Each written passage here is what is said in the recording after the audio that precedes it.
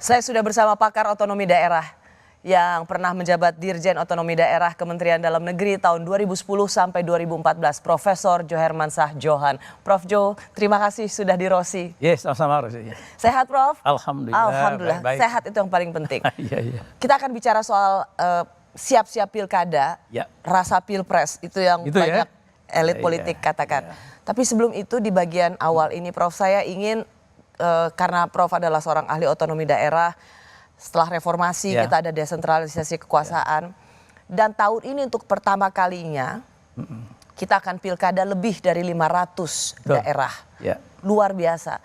Saya mau Prof proyeksikan dulu, ini akan jadi barang seperti apa di bulan November mendatang?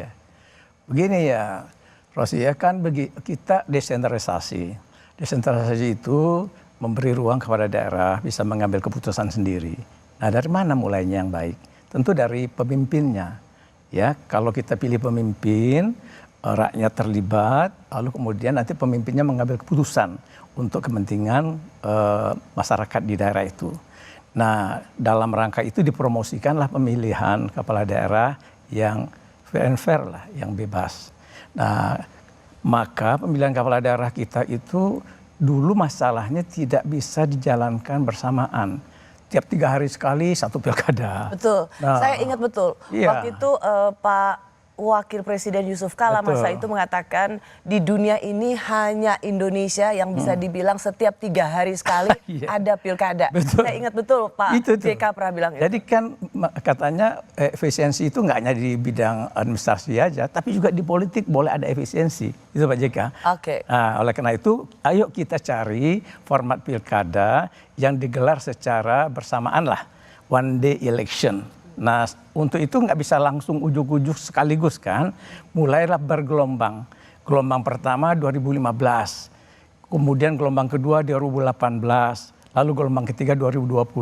Nah, gelombang yang bisa disatukan serentak nasional tahun 2024 ini. Tahun inilah. 545, kecuali Jogja saja. Karena Jogja cara pemilihan gubernurnya kan lewat penetapan.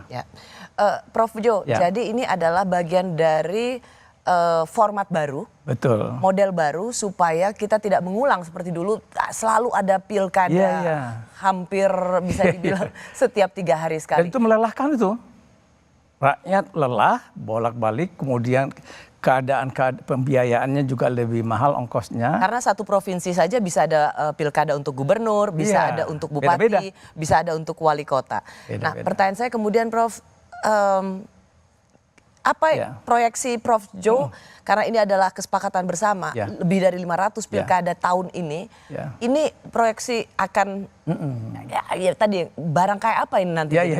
Yang paling kita dambakan ada sinkronisasi antara perencanaan pembangunan nasional dengan pembangunan daerah. Kalau tahun pilkadanya beda, akhir masa jabatan juga beda, pusat dan daerah itu nggak bisa diatur-atur kesamaan sinkronisasi perencanaan pembangunannya. Jadi kalau ini sama, presiden kan nanti akan dilantik 1 Oktober 2024. 20 Oktober 20 Oktober 2024. Pilkadanya 27 November 2024. Lalu nanti mereka diperkirakan 2 bulan setelah itu dilantik, Februari 2025. Nah, RPJMN nasional kan rencana juga 2025. Pembangunan jangka panjang dan menengah. Nah, nasional akan juga 2025 startnya. Daerah semuanya provinsi, kabupaten kota, kita akan juga sama di 2025. Jadi manfaat yang paling diharapkan sebetulnya sinkronnya perencanaan pembangunan, tentu saja pelaksanaan pembangunan antara pusat dan daerah sehingga efektif.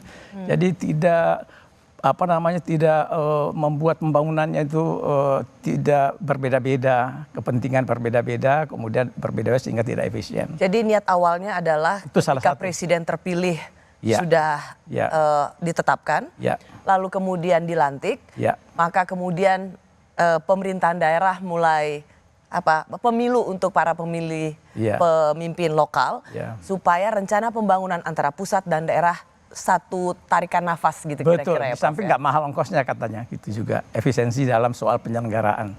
Hanya banyak aktivis pro demokrasi melihat, politisi juga banyak mengatakan ini Prof, bahwa dalam 1 tahun kita punya 3 model pemilu, pilpres, pileg, dan pilkada. Katanya ini juga meskipun kita belum menjalani sepenuhnya dengan pilkada, ini harus ada evaluasi. Betul. Prof Jo, apa pandangan? Iya. Saya kira memang kalau dilihat dari segi kesulitan ya, kalau dia dilakukan pada tahun yang sama, kesiapan penyelenggaranya ini, pemilu KPU kan agak kedodoran di KPU menggelar pada tahun yang sama. Belum selesai tahapan pilpres, kemudian masuk lagi tahapan pilkada serentak nasional. Partai-partai politik juga kesulitan karena dia harus menyiapkan calon-calon 545 kepala daerah sambil juga ngurusin yang terkait dengan pilpresnya dan pilegnya. Itu Mbak Rosi ya, jadi itu ada kesibukan yang luar biasa dan rakyat juga kan sebentar lagi balik lagi nih November harus pergi memilih ke TPS kita. Cuman menurut Prof Jo masuk akal nggak atau memang perlu dipikirkan ulang format yang baru dibuat terus tapi harus dievaluasi kita lihat ulang. Jalan dulu lah. Ya, mungkin keamanannya juga harus kita perhatikan. Ini apa kan aman aja nih sekaligus serentak di 545 itu. Bagaimana kalau terjadi kerusuhan, kekacauan dalam satu pemilihan di 10 daerah sekaligus, 20 daerah sekaligus. Siap nggak aparat keamanan kita? Itu juga penting dicatat ya kan.